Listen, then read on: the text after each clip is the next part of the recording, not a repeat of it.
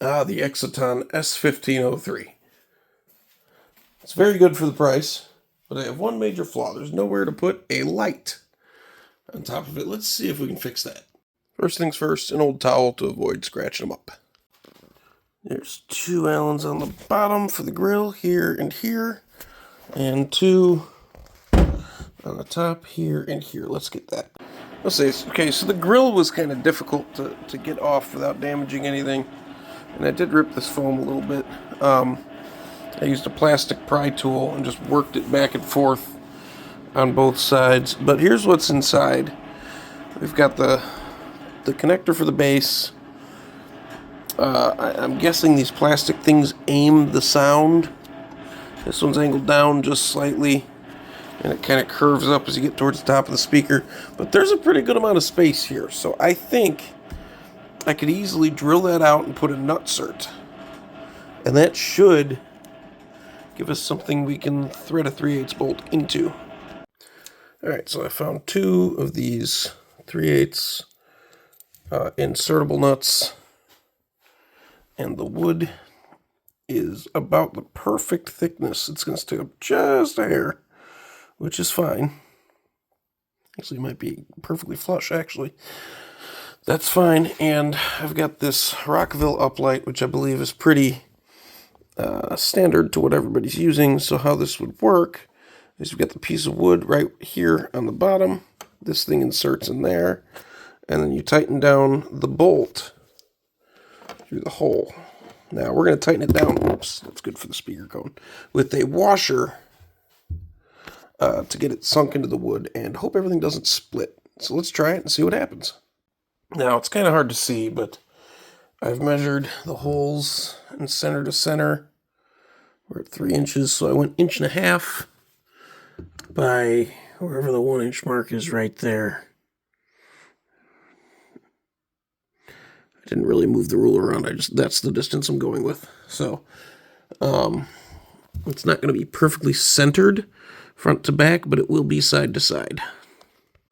Now, to find the right sized hole for this, I took a piece of plywood and my drill bits, and I drilled slightly bigger until I found the right one. You want to do this experimentation on a piece of plywood or something, not your expensive investment. The next step is, well, here goes nothing. That's the next step. Very, very, very, very, very carefully and very, very slowly so we don't drill it into something further down here.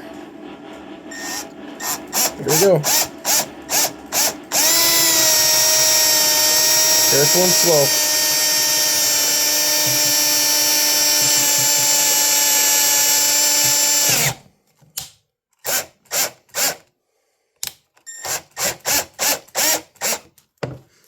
There we go. Nice, neat hole. A sharp drill bit is very important. It wanted to grab, but it didn't on the way in. You got to be very, very careful and very concise with your movements. Let me take a shot back. Get the dust out of there.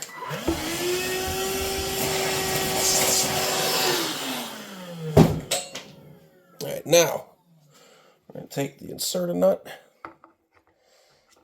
I can't fit my fingers. Bigger needle nose.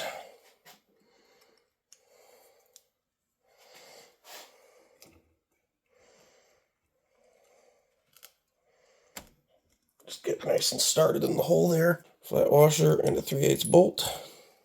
So a 3/8 bolt's going to be a 9/16 wrench. Take it very, very slowly. Just turn this down and it's going to suck the teeth of the inserter nut. It's bending that one tooth. Please hold.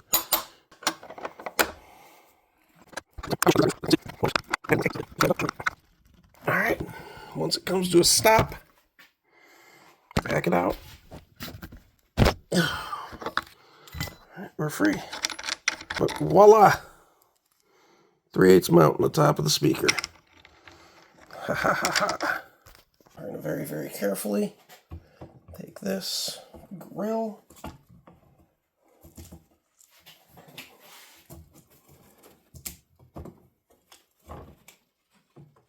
pull it out over this foam strip. There we go. Pop right back on. Put our screws back in.